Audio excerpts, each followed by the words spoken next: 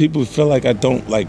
I haven't had issues with Puff where I don't like him like that. Like I don't like things that he would do and make me uncomfortable. So speaking of, with Diageo, this is grape vodka as well? Cause you a rich. Is it grape? No. Puffs is not even vodka. Oh, it's grapes. No, I'm just saying to you, look. Yo, Shea Jackson like, that's why I get invited to Puff Party. Listen. He says Puff makes him uncomfortable. He breaks the myth on Ciroc with one jab. It's grapes. And then he smirks about parties that only make the rumors louder. Tonight, we run the Mogul War in 50's own words. Where the bad blood started, how the vodka war flipped, why the jokes hit like business moves, and how a lawyer statement told you everything. Quick T, the receipts on Ciroc versus effing are coming up fast. He doesn't tiptoe into it. He just says it. With Puff, there's a line. Not a Twitter spat, not a fake rivalry, a feeling. People feel like I don't like. I haven't had issues with Puff where I don't like him like that. Like I don't like things that he would do and make me uncomfortable. So speaking of, there's no performance in that delivery, no raised voice, just a boundary. And when you hear him trace it back, you realize it isn't about one headline. It's about where their lanes crossed and how the energy moved from business to personal. This is where me and Puffy shit stem from too. He doesn't over-explain the why. He lets the moment stand and then shifts to the money. That's how you know this isn't fan gossip to him. It's business mechanics. In another interview, when the room blurts, I thought Ciroc was Diddy's. He doesn't gloat or run to the rumor mill. He corrects the premise with a flat, almost bored tone. Yeah, I thought Ciroc was Diddy's. Yeah, same here. Well, he was getting paid a lot of money, babe. Like a lot of money. That matters, because in this war, perception is currency. If the public thinks ownership, that's one kind of power. If the truth is partnership with the giant, that's a different game and a different kind of leverage. 50 isn't inventing dirt. He's poking at the brand story and watching the balloon deflate. But he's not pretending he's a monk in the temple of purity either. There's a smirk in the way he frames where the rift lives. It's personal and it's industry. Sometimes it's the optics that fuel the heat. A laugh, a flyer, an invite that says more than any caption. The Breakfast Club line about the parties lands exactly because it reads like he's in on the joke and still not playing along. No, I'm just saying to you, look. Yo, Shea Jackson like, that's why I get invited to Puff Party. Listen. So chapter 1 sets the layout. 1, a clear boundary with Puff. 2, a reality check on the Ciroc myth. 3, a public persona dance where the jokes aren't decorations, they're weapons. We'll get to the receipts next. Fast. And you'll hear him put it in crude, funny terms that make the brand war feel like a schoolyard shove that turned into a quarterly report. In 30 seconds, the vodka war goes from whispers to receipts. No Ciroc here. Ciroc boys no more. And a crowd that knows exactly what he's serving. When the mics are on and the bottles are visible, he doesn't sugarcoat it. The line between business and trolling vanishes. It's all the same move. He keeps the tone light, almost playful, while he makes the point. We got no Ciroc here. That 2-second laugh says more than a paragraph. It's not a lawsuit brief, it's a vibe check. And then he twists the knife, not with an essay, but with a switch in affiliation that everyone in the room understands. It's not Ciroc boys no more, they effing. He's not reading you a contract, he's changing the chant. It's a branding war fought with in-jokes, captions, and what you pour on camera. Later, on another set, he gets even more literal about the optics. That's Ciroc boys no more, they effing. They said we bring in strictly effing vodka for the people at. It's petty in the way only effective branding can be. The words aren't sophisticated, they don't have to be. The room understands sides, the crowd understands switches. And when he undercuts the mystique of the other bottle, Puff is with Diageo. It's grapes. It clocks like a punchline and a business lesson at the same time. Vodka as well? Cause you a rich. Is it grape? No. Puffs is not even vodka. Oh, it's grapes. Now combine that with the earlier correction, he was getting paid a lot of money. A lot of money.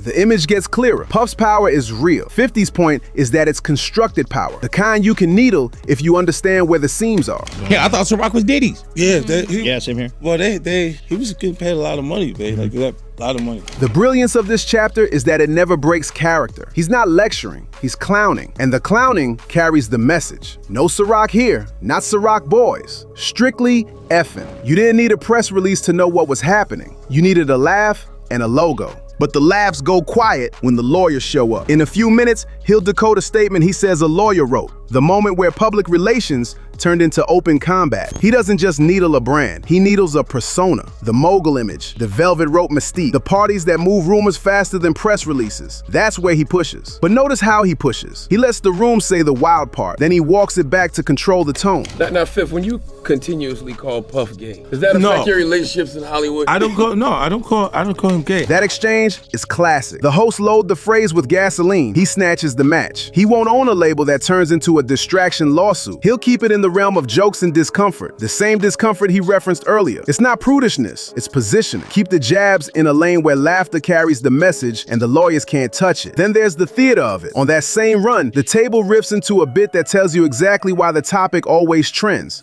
It's outrageous, catchy, and meme ready. Engineered for the timeline, whether you agree or not. You are all now left under leadership of Puffy Daddy. Report to the nearest rainbow. Lines like that are why perception moves faster than facts. One quotable moment becomes 100 captions, and suddenly, a Mogul rivalry feels like a culture war. He doesn't have to scream to participate. He just has to curate the moments that everyone else will forward. That's the subtlety of his persona play. Use humor as a scalpel, not a sledgehammer. A public jab that looks like a joke costs less than a public accusation that reads like a statement. If the scoreboard is the base, the smartest move is to keep the base entertained while you poke holes in the competitor's aura. Laughing is not a retreat. It's a strategy that's already paid for itself. And notice how he always nudges the conversation back to business, even when the room wants scandal. When the mystique around ownership gets too thick, he pricks it with a 6-word fact. When the bottle wars start sounding like blood feuds, he brings it back to distribution and checks. He's not trying to win an HR seminar. He's shaping what the crowd believes about who holds real power. There's a risk in this approach, of course. Play too close to the line and the optics can turn on you. That's why he keeps a governor on the language and lets the host skate toward the ledge. He can shrug, redirect, or drop a quieter barb while the panel escalates. The end result is the same. The public gets a clip that reinforces his point, that the other side is more image than substance, without him writing a quote that'll live on a legal docket, all of which sets up the next gear. When jokes aren't enough, statements arrive. The minute lawyers have to translate brand damage into paragraphs, the tone shifts, and he can hear it. He doesn't need to see the letterhead to know who drafted the words. You can tell by the combative phrases, the way a sentence promises you'll find out how somebody will handle this. That's not a PR cushion. That's a courtroom flex dressed as PR. Up next, he breaks down that exact moment, the lawyer-written statement, and why it told him the Mogul War had left the party and entered the legal arena. When the language hardens, he notices immediately. Not because he's hunting for drama, but because tone is data. Publicists smooth edges, lawyers sharpen them. So when a statement shows up with teeth, promising consequences, chesting up at invisible opponents, he reads it like a contract, not a caption. Saying you felt like that was calculated. The statement is something from, you can tell it was written by a lawyer, because there's a point where it kind of gets aggressive. He says you're gonna find out like how I'll handle this. And that's an attorney want to be combative with another attorney. That's not like a publicist would say this. Right. That is the hinge of this chapter. One clip and you understand the PR versus legal split. A publicist protects perception with soft language and future-facing positivity. A lawyer protects position with threats and precedent. The moment the voice changes, the game changes. Jokes become exhibits. Memes become evidence of confusion. And a petty brand jab gets reframed as damages. He doesn't need to spell out who this was aimed at to make the point. In a Mogul rivalry this visible, everyone in the room can connect the dots faster than a subpoena. What matters is that he marks the escalation. Up until now, the war was lucrative. Memes sold bottles, tension sold seats, and every stunt taught the public a lesson about ownership versus endorsement. The second the legal voice enters, it stops being about who's funnier and starts being about who can afford to get combative on paper. And here's the tell. He doesn't panic when the lawyer tone appears. He catalogs it. He translates the bark. You're gonna find out how I'll handle this into the only currency he respects. What did it move? Did it move his base? Did it move his bookings? Did it move the market? If the answer is no,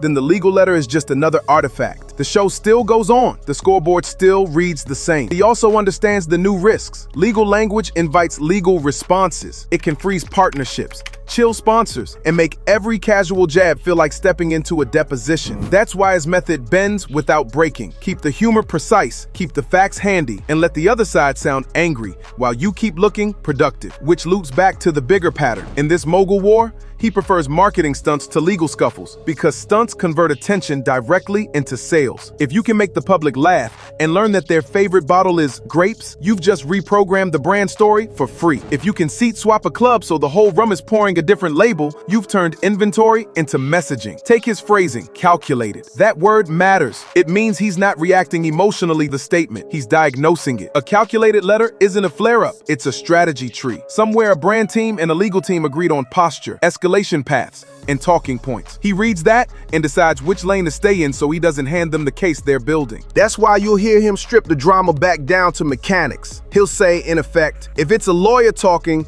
then it's not about truth or clout. It's about leverage. And leverage is negotiated, not performed. So he keeps performing where leverage still converts. Stages, interviews, product moments. The statement can be loud on paper. He'll be louder in the room that counts. For an audience trained by years of headlines, this is the twist. The calmer person often looks more credible. A joke delivered with the smirk next to a letter written with the snarl will often win the middle. In the mogul lane, winning the middle is everything. That's where casual buyers live. He plays to them by keeping his language human and his moves visible, while the opposition sounds technical and sometimes threatened. Next, we follow the power plays, the stunts that jump from joke to market share, and why 50's trolling often doubles as a business plan with quarterly impact. He doesn't just argue brand facts, he bends rooms. Sometimes the play is as small as a prop, a bottle and frame, a wink that flips the narrative without a single paragraph of PR.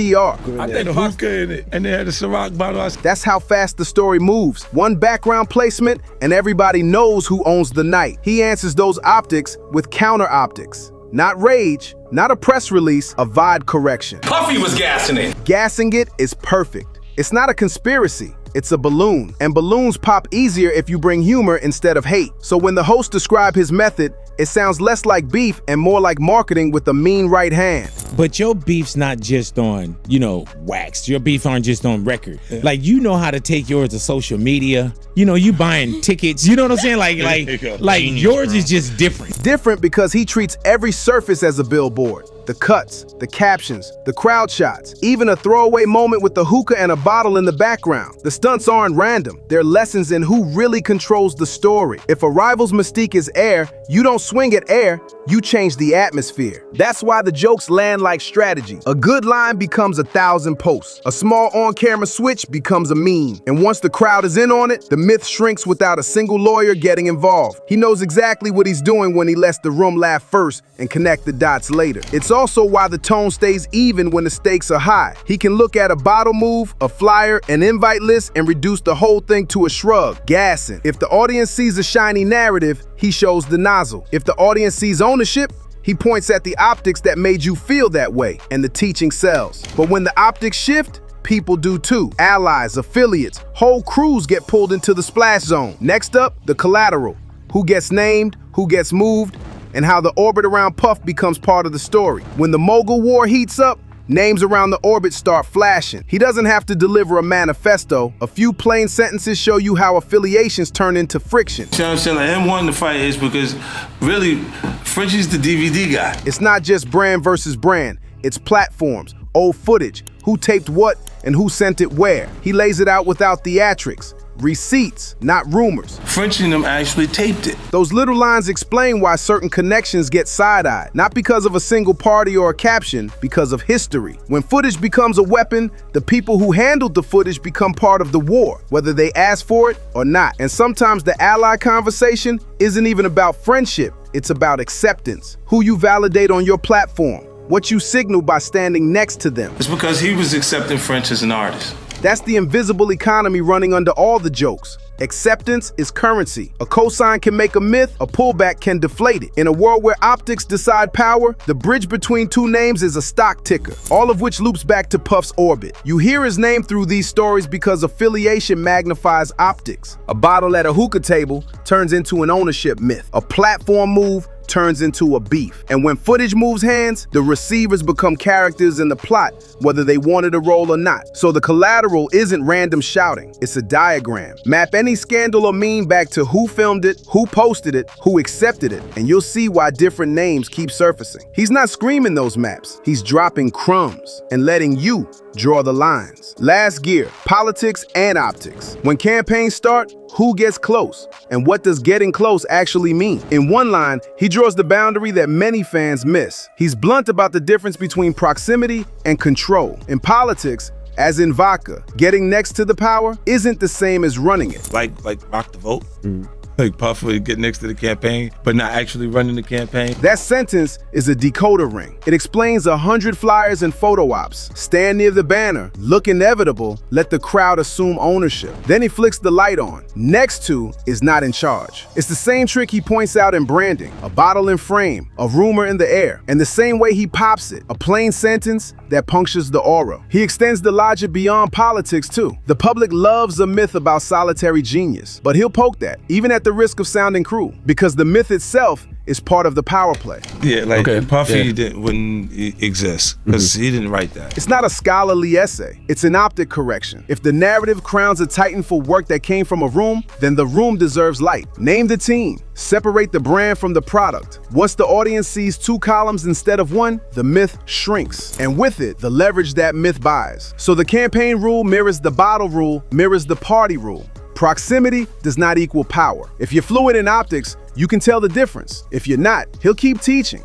with small, sharp lines that change how a crowd feels, not just what it thinks. The war ends the same way every robbery ends for him, not with a verdict, but with a metric. Which one? The only one that ever mattered: in his mouth. You can count jokes, flyers, parties, bottles, even lawyer letters. He'll count something else: who shows up. That's why none of this sounds panic, even when the language gets legal. The base is the verdict. If they're still buying seats, still repeating the punchlines, still watching the optics flip in real time, then nothing moved where it counts. That is the spine of the Mogul War. He rejects the myth, he pricks the balloon, he swaps the bottle, he lets a room laugh, and quietly, he tracks the only line that matters. If the base is intact, the throne is intact. If the throne is intact, storms are just weather. So the Diddy story here isn't a courtroom recap or a list of parties. It's a lesson in optics versus ownership, in who's next to the power and who actually runs it, and how a one-liner can teach 1 million people to see the seams. And every time the myth tries to grow back, he'll do what he's always done: point at the seam and smile. End it on purpose. No handshakes, no jury, no soft landing. Just a scoreboard you can't screenshot. Lights down, bus doors shut, next city. The bass is loud, the strategy is petty in the smartest way, and the Mogul War keeps paying dividends because the optics keep getting corrected in public, one sharp quote at a time.